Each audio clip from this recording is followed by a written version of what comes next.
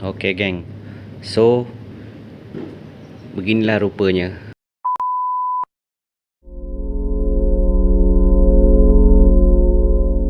Okey guys, assalamualaikum. Okey guys, hari ni aku nak buat tutorial nak buat pemegang pemegang ni. Sekarang yang aku pegang ni dia tak berapa ni lah cengkam lah jadi hari ni aku nak buat dengan cover kuning ni yang aku baru order. Semua barang aku baru order. Okay, so barang yang aku perlukan gunting, gam, dia punya rod punya yang bawah tu, cover dia, tali, okay, rubber grip, dan aku punya rod. Rod aku ni baru beli, baru sampai hari ni, 1.6 cm. Okay guys, lanjut. Okay guys, so perkara pertama kita kena buat line untuk dia punya ni sebab nanti kalau kita buat tali lebih kat sini dia tak boleh nak grip Okay, so kita try pasang dia punya cover dia ni dulu, tapak stand. Okay, so aku dah siapkan dia punya line. Jadi kita potong tali dia, lilitan tali sampai sini saja, daripada sini sampai sini. Okay guys, lanjut. Okay, so guys, macam ni lah dia punya lilitan dia Ini biasa punya lilitan. Ni aku belum gam lagi ni. Jadi aku akan gam pada ujung ni.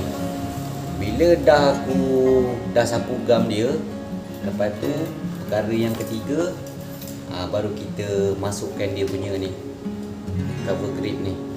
Masukkan macam ni. So macam ni lah rupa dia. Okay, simple je aku buat.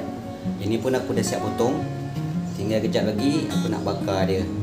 Okay, masukkan dia. Aku dah siap.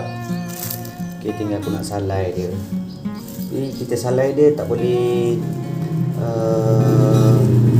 cepat-cepat kena buat lambat-lambat sikit. Bagi dia cengkam.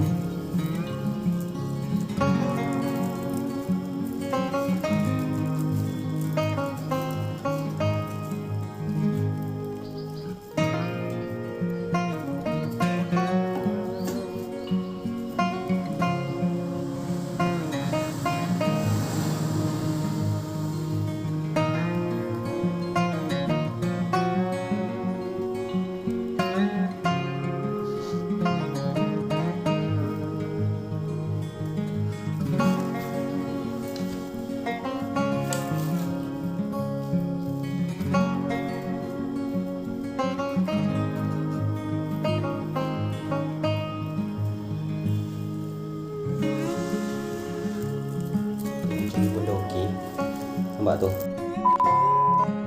Okay geng, so beginilah rupanya selepas aku salai tadi atas dapur gas.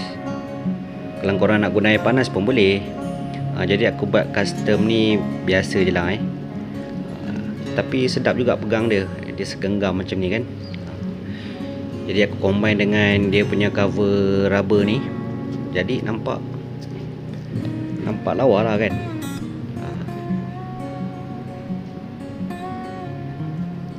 Okay guys, semoga video aku hari ni bermanfaat untuk korang belajar. Tadi aku dah tunjukkan cara lilitan.